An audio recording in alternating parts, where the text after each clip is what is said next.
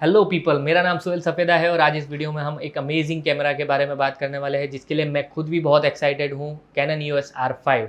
जब कैनन ने EOS R tees किया था, जब अनाउंस किया था कि कैनन अपना पहला मिररलेस कैमरा मार्केट में लॉन्च करने वाला है, उस टाइम पे बहुत ज़्यादा हाइप क्रिएट हुआ था। लेकिन जब एक्चुअल में कैनन ने अपना EOS R लॉन्च किया तो लोगों को पता चला, तो सारे फोटोग्राफर्स को तब पता चला कि वो बेसिकली मार्क 4 ही है। कैनन EOS मार्क 4 ही है, लेकिन वो मिररलेस मोड में है। इसके अलावा किसी भी तरह के कोई स्पेक्स में ना कोई अपग्रेड था, ना कुछ ऐसी स्पेसिफिकेशन थी जिसको आप लेकर के particularly Canon EOS R purchase करने के लिए जा सको। बट कैनन ने जब EOS R5 के स्पेक्स लॉन्च किए, everybody was just blown away, because R5 जो है वो बेसिकली वीडियो सेंट्रिक कैमरा है। फोटोग्राफी के तो स्पेक्स इसमें बेस्ट है ही है, लेकिन जो वीडियो के स्पेक्स है वो अभी तक ना सोनी में है ना नाइकॉन में है। किसी भी कैमरा में ये स्पेक्स नहीं अवेलेबल है जो इस रेंज में आते हैं। इवन कुछ कैमरास ऐसे भी है जो बहुत ही अच्छे हैं, बहुत ही ज़्यादा महंगे हैं। आज की डेट में उन कैमरास की भी कंपेयर अगर आप इस R5 से करोगे तो R5 शायद उसमें आगे आएगा। तो आइए सबसे पहले बात करते हैं कि इस R5 के अंदर कौन सा सेंसर यूज़ किया जा रहा है, कौन सा प्रोसेसर यूज़ किया जा रहा है। कैनन ने अभी तक कैनन EOS R5 में जो सेंसर यूज़ किया है, जो प्रोसेसर यूज़ किया है, वो डिस्क्लोज़ नहीं किया है, लेकिन इतना ज़रूर बताया है कि जो कैनन EOS R5 का सेंसर है वो न्यूली डेवलप्ड है और जो प्रोसेसर है वो भी 8K वीडियो तक को सपोर्ट कर पाए, उतना प्रोसेसिंग पावर दे पाए, उस हिसाब का नया प्रोसेसर डेवलप किया है जो स्पेसिफिकली कैनन EOS R5 के लिए बनाया गया है।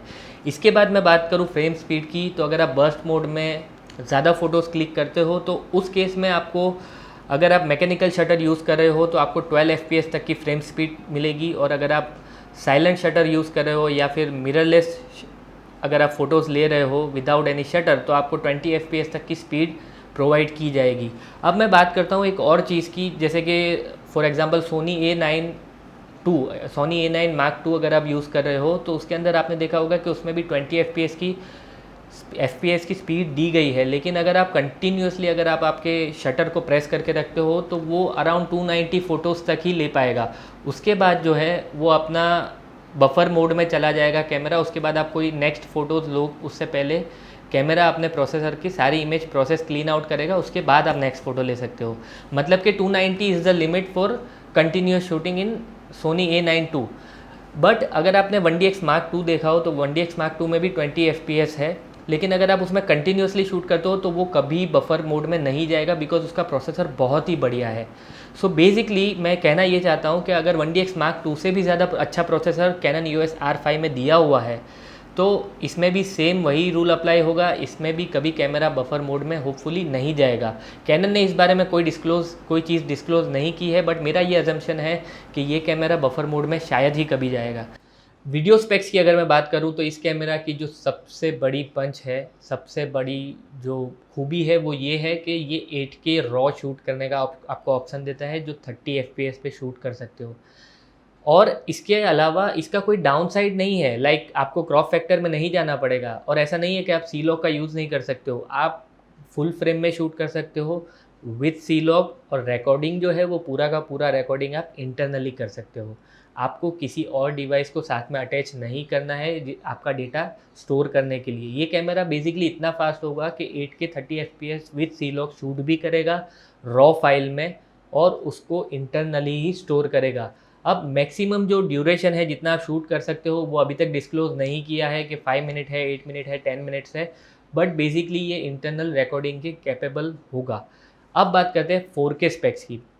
जनरली अभी मार्केट में जितने भी कैमराज है, लाइक सोनी है या कैनन के ही 1DX Mark II है, जितने भी कैमराज है 4K में किसी भी कैमरा में 120 FPS का ऑप्शन नहीं है।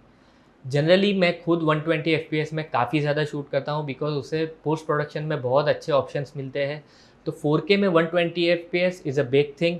उसके साथ साथ आप सी लॉक भी यूज़ कर सकते हो, उसके साथ साथ आप उसको रॉ में भी शूट कर सकते हो, इंटरनली शूट कर सकते हो। आपको किसी भी एडिशनल इक्विपमेंट की ज़रूरत नहीं पड़ेगी, और 4K अगर आप शूट कर रहे हो तो किसी भी तरह का डाउन ऑप्शन में आपको नहीं जाना पड़ेगा। मतलब कि 1080 से अगर आप 4K जाते हो तो आपके जो FPS है वो भी सेम रहेंगे, और ऐसा भी नहीं है कि आपको क्रॉप फैक्टर में जाना पड़ेगा, जो एक कैनन EOS R में बहुत बड़ा प्रॉब्लम था। अगर आप कैनन EOS R में 1080 से 4K में शिफ्ट करते हो तो 1.7x का क्रॉप फैक्टर अप्लाई होता है, जो इस कैमरा में नहीं है। और सबसे बड़ी और सबसे अमेजिंग चीज़ 120 FPS है guys, it is just amazing, क्योंकि जब आप ये बेसिकली यूज़ करोगे तो आपकी गेम जो है वो बहुत ही ज़्यादा अप हो जाएगी। इसके बाद जितने भी कैनन ने वीडियो मोड्स दिए हैं इस कैमरा में, ये सारे मोड्स के अंदर आप ऑटो फोकस यूज़ कर सकते हो, आप 8K में ऑटो फोकस यूज़ कर सकते हो, आप C-Log यूज़ कर सकते हो, आप फुल फ्रेम सेंसर यूज़ कर सकते हो, नो क्रॉप, 8K में भी नो क्रॉप, 4K में भी नो क्रॉप। आप बेसिकली पूरा कैमरा जो है वो कैपेबल है 8K शूट करने के लिए विदाउट एनी डाउन साइड। इसके बाद रिकॉर्डिंग का जो चीज़ है, लाइक 4K 120 FPS में रिकॉर्डिंग का जो ऑप्शन है वो अभी तक हमें पता नहीं है, बिकॉज कैनन ने उसे डिस्क्लोज़ नहीं किया हुआ है। बट आई थिंक कैनन ने इस कैमरा के अंदर किसी भी ज़ात की कोई कसर नहीं छोड़ी हुई है, तो आई थिंक ऑडियो रिकॉर्डिंग का ऑप्शन भी इसमें ज़रूर होगा। इसके अलावा सबसे बड़ी जो न्यूज़ है, जो कैनन ने फर्स्ट टाइम किया है किसी कैमरा के अंदर IBIS प्रोवाइड किया है। जी हाँ, in body image stabilization Canon ने किसी भी कैमरा में अभी तक नहीं दिया हुआ है, और कैनन EOS R5 में 5 axis in built image stabilization provide किया गया है। तो आप काफ़ी ज़्यादा हैंड हेल्ड शूटिंग कर सकते हो। और सबसे बड़ा जो सोनी का प्लस पॉइंट था अभी तक का, जितने भी सिनेमेटोग्राफर्स थे अभी तक, जो बेसिकली सोनी इसलिए यूज़ कर रहे थे क्योंकि हैंड हेल्ड शूटिंग बहुत ही ईजी है, 120 FPS की स्पीड मिलती है। तो इस वजह से कितने सिनेमेटोग्राफर्स ऐसे हैं जो कैनन छोड़ के सोनी में शिफ्ट हुए थे, बट कैनन ने इस चीज़ में कोई कसर नहीं छोड़ी है। बेसिकली कैनन ने 5 एक्सिस इमेज IBIS दिया हुआ है, जो अभी तक का पहला IBIS है किसी भी कैनन कैमरा के अंदर। इस कैमरा R5 के अंदर 2 कार्ड स्लॉट दिए हुए हैं। बेसिकली पहला जो कार्ड स्लॉट होगा वो CF एक्सप्रेस कार्ड होगा, जो बहुत ही फास्ट होगा। आई थिंक 8K शूट कर रहे हो अगर आप, तो CF एक्सप्रेस कार्ड ही एक ऐसा कार्ड है जो आपकी स्पीड को सपोर्ट कर पाएगा। और दूसरा जो कार्ड का स्लॉट है उसके अंदर SD कार्ड का ऑप्शन रहेगा। इसके अलावा एक छोटी सी चीज़ कैनन ने ये चेंज की है कि कैनन EOS R में जो था एक सेंसर था जिसको आप टच करके, जो जिसमें 2 बटन थे बेसिकली, जिसको आप स्वाइप करके आपका वाइट बैलेंस या किसी भी चीज़ को वहाँ पर सेट करके चेंज कर सकते हो, जो काफ़ी सारे फोटोग्राफर्स को नहीं पसंद था। कैनन ने उस चीज़ को हटाकर बेसिकली एक सेंसर दिया हुआ है जिसके ऊपर आप अगर स्वाइप करते हो तो बहुत ही फास्ट आपका जो फोकस पॉइंट है वो चेंज करेगा। और अगर आपको ये इस टाइप का अगर सेंसर आपको देखना है तो 1DX Mark III में वो दिया हुआ है, वो 1DX Mark III की बॉडी में आपको मिल जाएगा। इसके साथ कैनन EOS R5 के साथ एक नई चीज़ भी दे रहा है, एक नया चीज़ प्रोवाइड करने जा रहा है, जो बेसिकली ये है कि अगर आपका कैमरा शूटिंग के वक्त वाईफाई से कनेक्टेड है तो आपकी जो फुटेज है, आपके जो फ़ोटोज़ हैं, वो डायरेक्टली आपको जो कैनन क्लाउड का जो सर्वर है, कैनन क्लाउड की जो मेंबरशिप है, वो आपको फ्री में मिलेगी, और कैनन क्लाउड के ऊपर आप डायरेक्टली उसको सेव कर सकते हो। सो बेसिकली मेरा EOS R5 के बारे में एक ही चीज़ कहना है कि अभी तक जितनी भी चीज़ें कैनन ने बताई है, कि जितनी भी चीज़ें कैनन ने अनाउंस की है, वो बहुत ही अमेजिंग है। और आई थिंक ये कैमरा बहुत ही ज़्यादा बेटर होने वाला है, और ये कैमरा डेफिनेटली फ्यूचर कैमरा है। सो बेसिकली जब ये कैमरा लॉन्च होगा तब आई थिंक हमें पता चलेगा कि एक्चुअल में ये कितना अच्छा है। बट अभी तक तो मैं यही कह सकता हूँ कि it is going to be a market buster. Nikon और सोनी के जो कैमराज है वो इसके करीब भी नहीं है। इवन 1DX Mark III जो है, जो कैनन का बेस्ट कैमरा माना जाता है, उससे भी आई थिंक ये डबल बेटर है।